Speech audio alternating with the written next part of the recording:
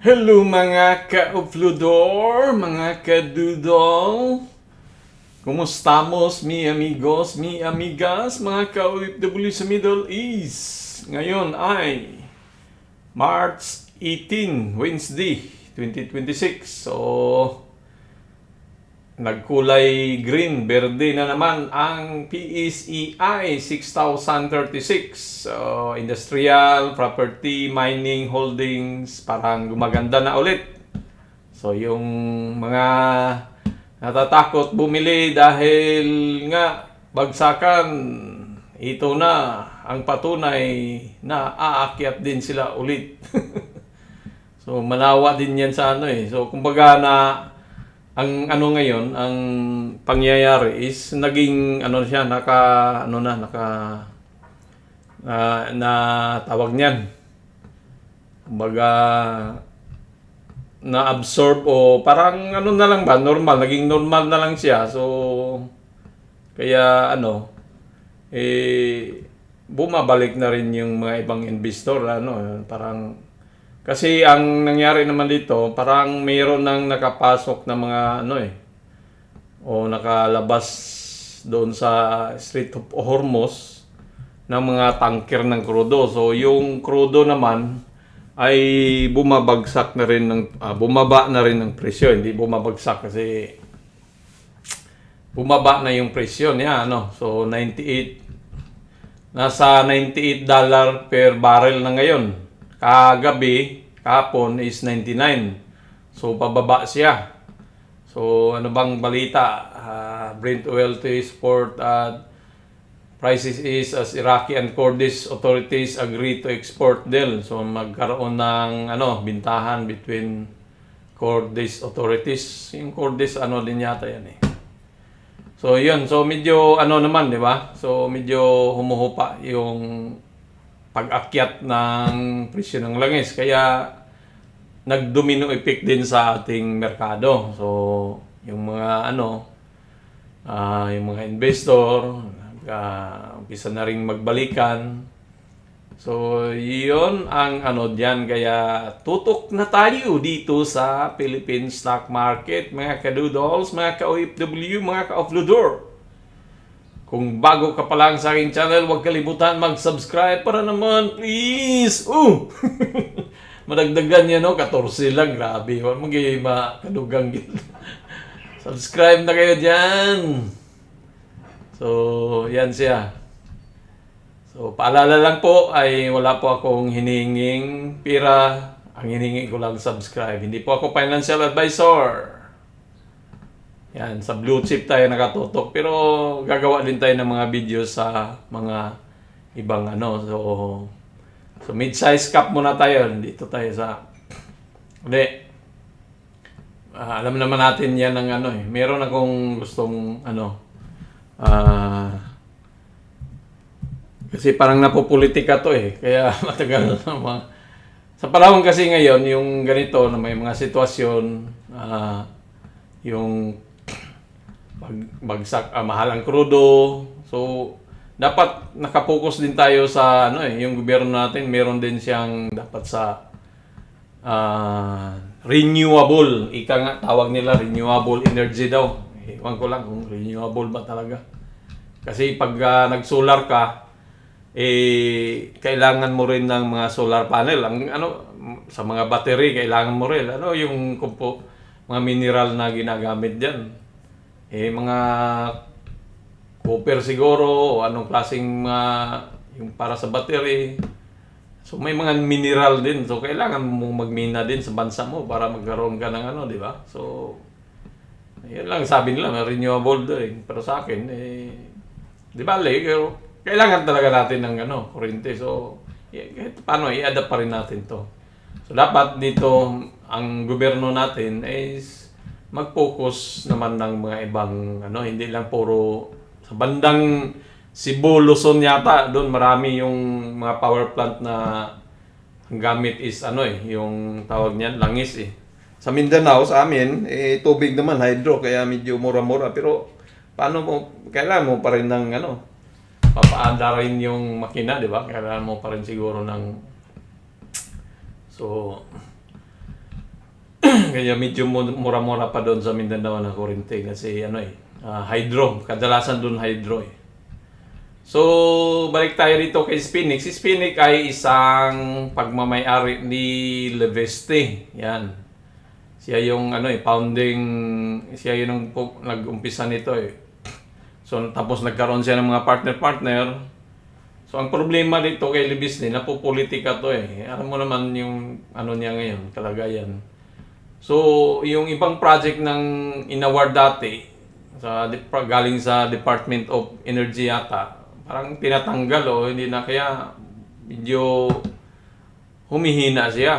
So mayroon naman siyang pero mayroong nagawa na yata sa bandang Luzon kasi Luzon naman to na siya nag-una talaga. So parang mayroon nang nagawa pero maliit pa lang, hindi pa gaano. So kung yung mga inaward dati ng Department of Energy hindi siya natuloy-tuloy, sana mga ganito na solar panel, araw lang yung kailangan mo diyan eh.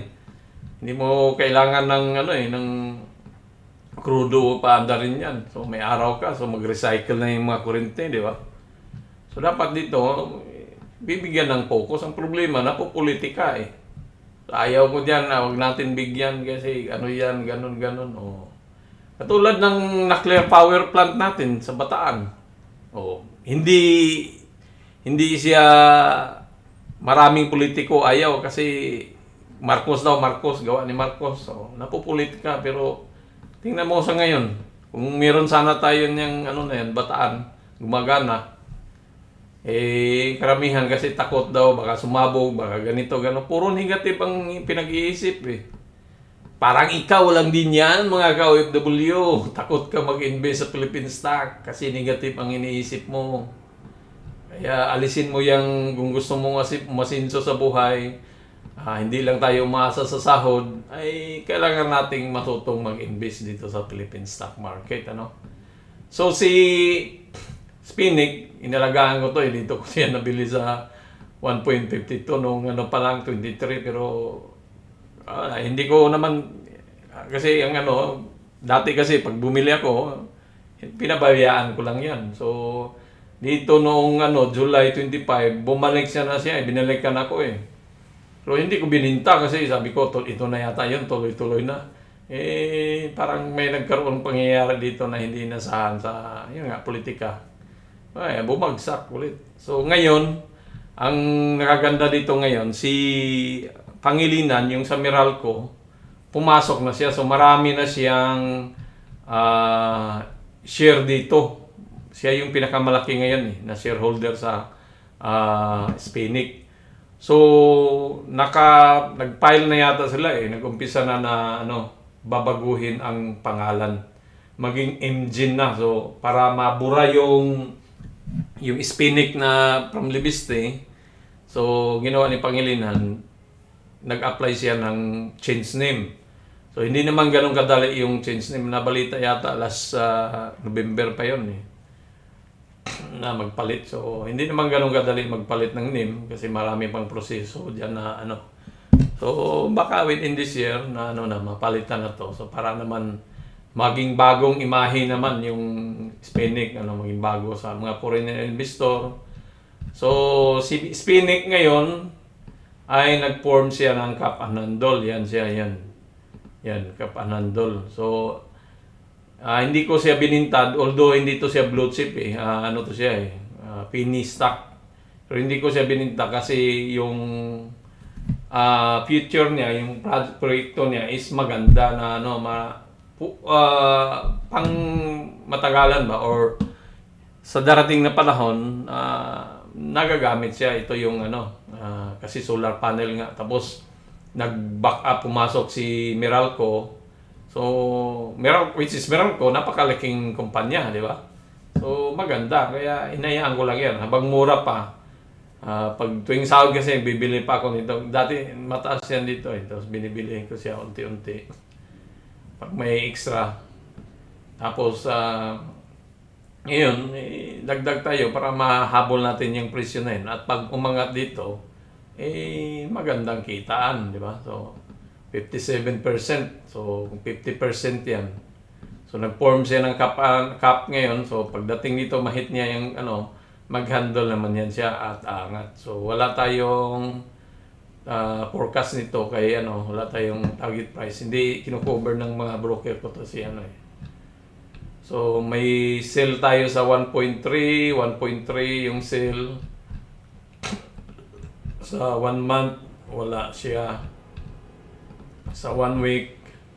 So ito lang talaga 1.3 lang yung mataas niya na sell. Pag na-break to niya itong dito, pag na-break yan ni Spinix diyan, may pag-asa ng babalikan na tayo. Tapos itong may pula na yan, kailangan din niyang i-break.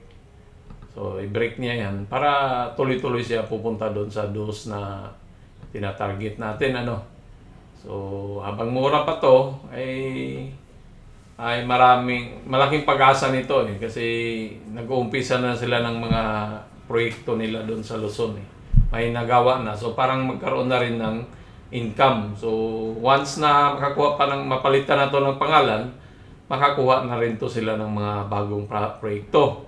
Kasi wala na labas na si Libiste. So si Pangilinan na yung nakapokus diyan So maaaring makakuha na sila ng proyekto sa Department of Energy. So which is good So habang mura pa, bili kayo kay Spinix.